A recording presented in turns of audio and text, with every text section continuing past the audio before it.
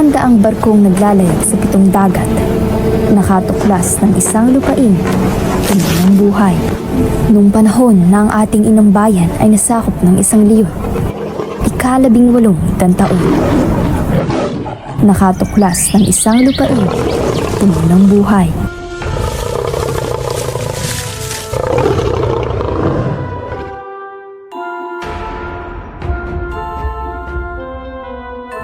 Pinintang mga larawan, puno ng 16. Pangaakit, pinausbong ang kanilang paghahari gamit ang ekta-ektaryang lupain. Ang mga syenday nabuo at ang ating mga araw ay nagsimula ng mabulok. Pinag-aabusot nilang pastangan. Tayo walang magawa. Pinagkakitaan ng buhay.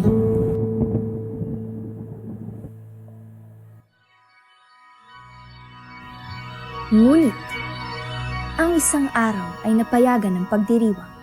Gaya ng isang kawayan, ang mga mamamayan ng Angono ay hindi natinag.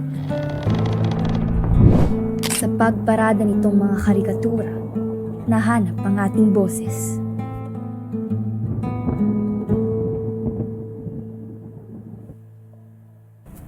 At ngayon, tayo'y lumalaban.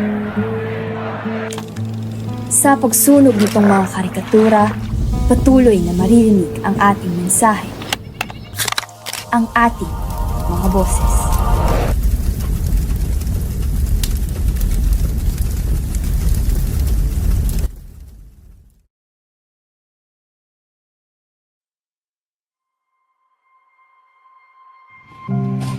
Tayo ay may boses na nag-aantay ng marinig, pagtawag, advokasya, labis.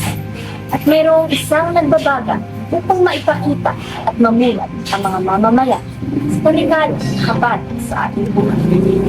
Effigies, kilala bilang mga gawa-gawang puppet na kumakatawan sa mga personalidad, kadalasan ay bilang paksa ng pangungutya at katatawanan.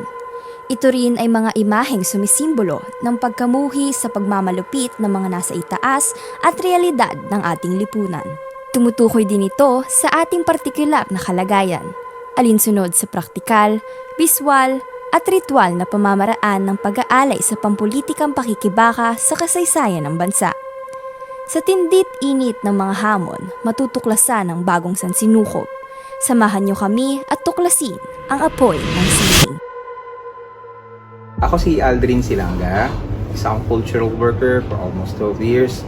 And then, as of now, nasa environmental group ako, which is Kalikasan People's Network for the Environment.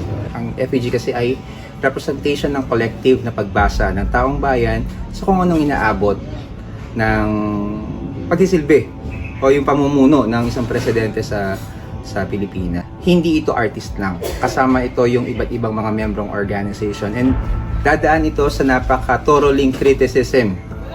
Ano yung pinaka-eksakto, pinaka-applikableng itsura para i-represent yung pagtingin ng buong National Democratic Organization. Kadalasan, dapat yung cultural worker, dapat nakamonitor siya sa political situation. Ang political situation ay tungkol sa lupa, sahod, trabaho, karapatan, human rights, education, at iba pang cultural aspect na dapat niyang inaaral. Kailangan handa ang isang cultural worker para i-deliver yung idea kung anong pagtingin niya. Ang FEG ay very political. Ibig sabihin nun, nagtutulungan yung artistic side at saka yung political side para mapalabas yung FEG. Unit ito ng idea at saka ng actual na mga facts na nangyayari sa Pilipinas, especially sa atin, sa taong bayan. Kaagapay ng ideya ang mga artista, ang pagsasabuhay.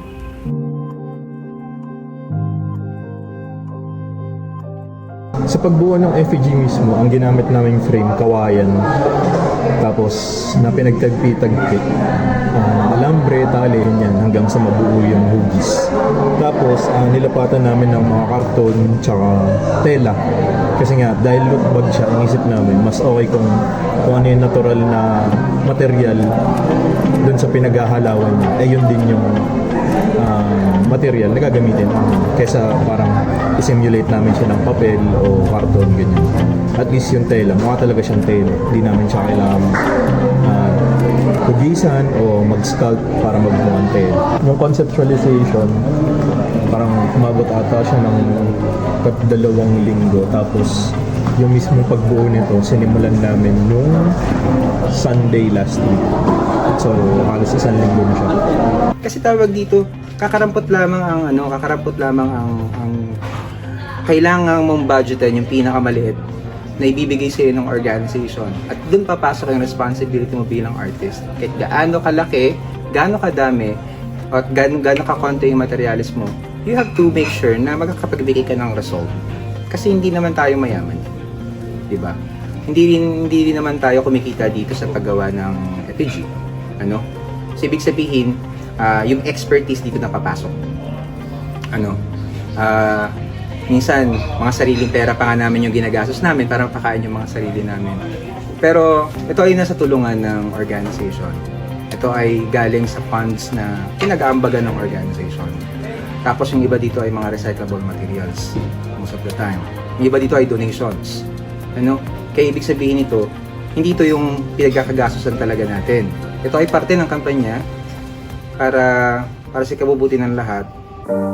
Sa bawat pagtimpla ng mga pintura, hatid ang mga mensahe na nilagdaan ng kanilang dugo at pawis. Ngunit, ito ay may kakibat na panganib. Ang bawat cultural worker at aktivista ay hindi ligtas sa pang-aabuso. Iba't ibang mekanismo upang pasistahin at takutin. Gaya na lamang ni Maximo Santiago na nakasuhan kamakailan dahil sa pagsunog ng kanyang obra.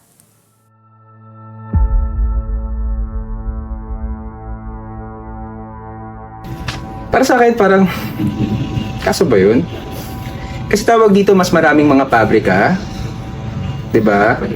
Mas maraming mga project tulad ng paggawa ng dam, pagbutas ng mga kabundukan,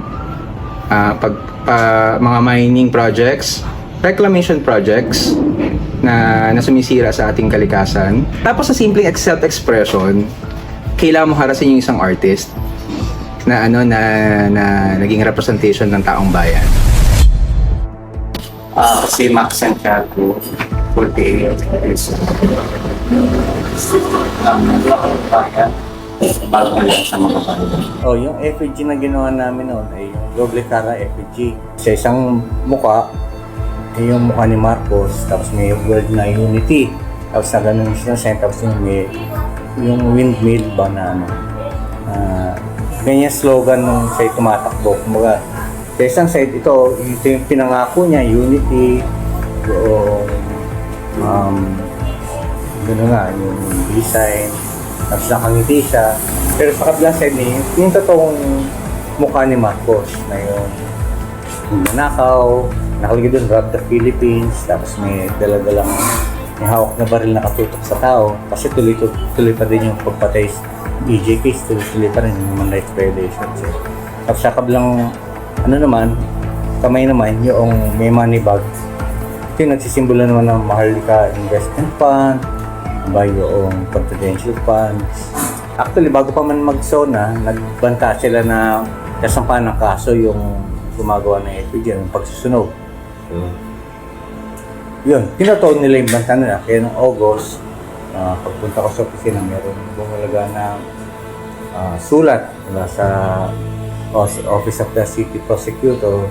Nagsabi may complainant yung police. Para yung Environmental Waste Management Act at yung Clean Air Act. Yung mga police, parang nag-iisip pa itong mga to. Kasi kung totoong gusto nila yung environment, ba't pa sila magsasapa ng kaso? Ang dami mong ipiprint na papel. Yung papel, di ba? Parang basura talaga na tao.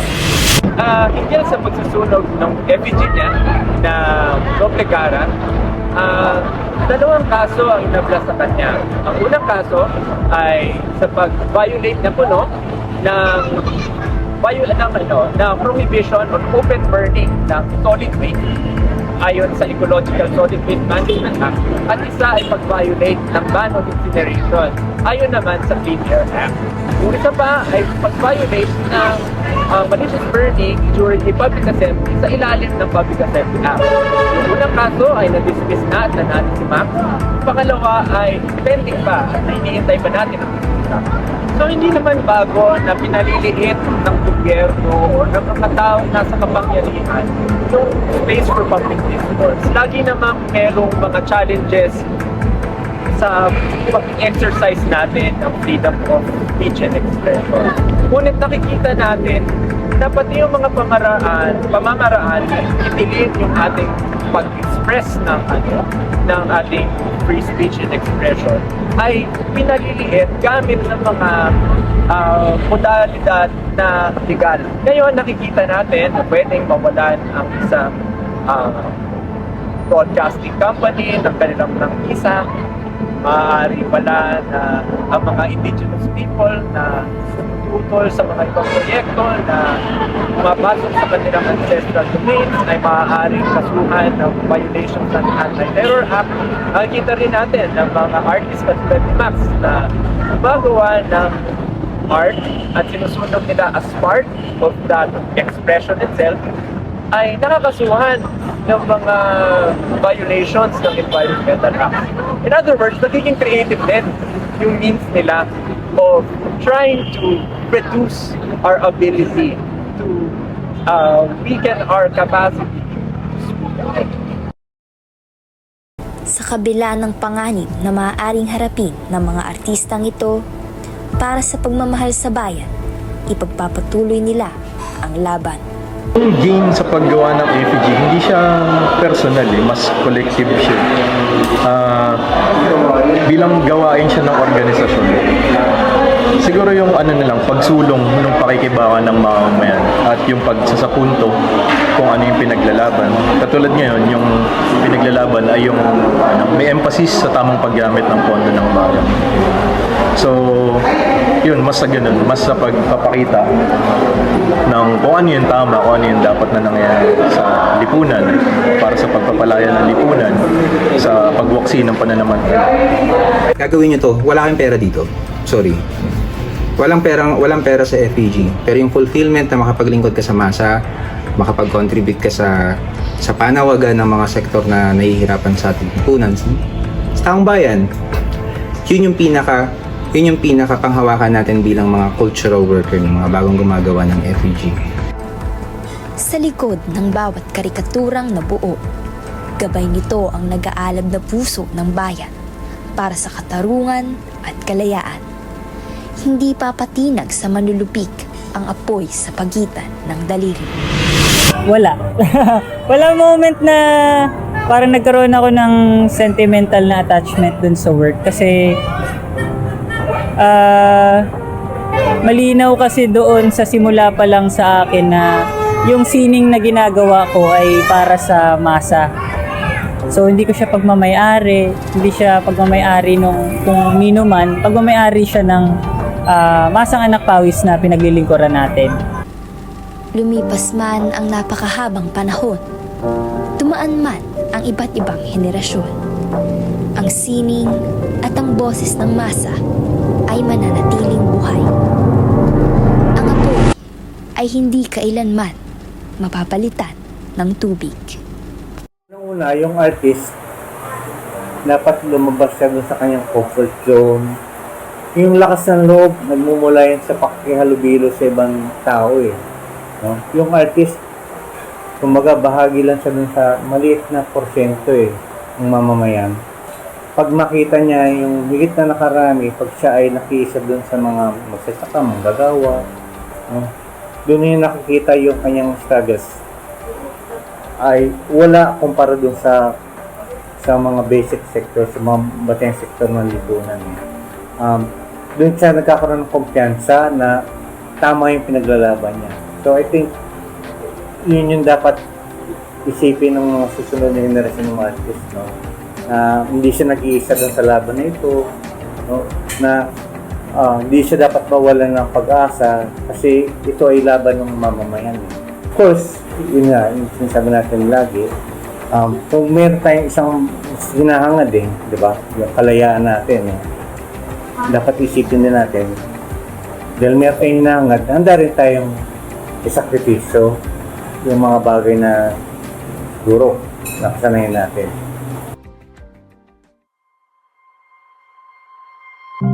Be a voice of the people. Sining para sa masa. To arouse the masses. It's one thing to use the law and it's another to misuse it. Tayo, narinig na. Ating mga tao, ating mga advokasya, ating mga kinikilis. Sa init at alat ng gobyerno na patuloy na humihila sa mga mamamayan tungo sa dilim at bula sa sistema. At sa kawayan ng pinatay, ang naglilip natin mga boses. Ako, ikaw, tayo, ay patuloy na lalaban kung saan sinikla.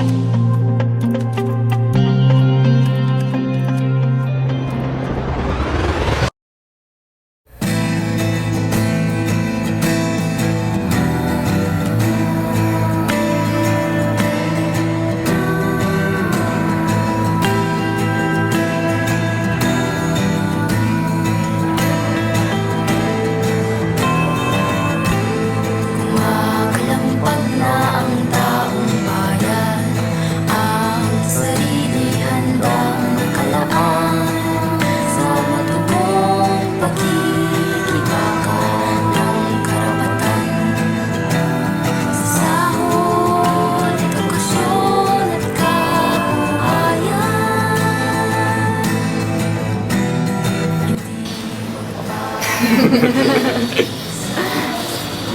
Lahat. Si Maxine siya. 48 years old na. May asawa.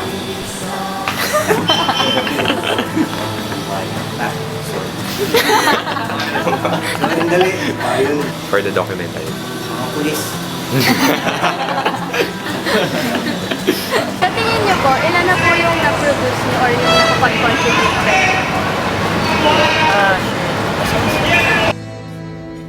Oh, salita. Ta ta ta ta ta ta ta ta ta ta ta.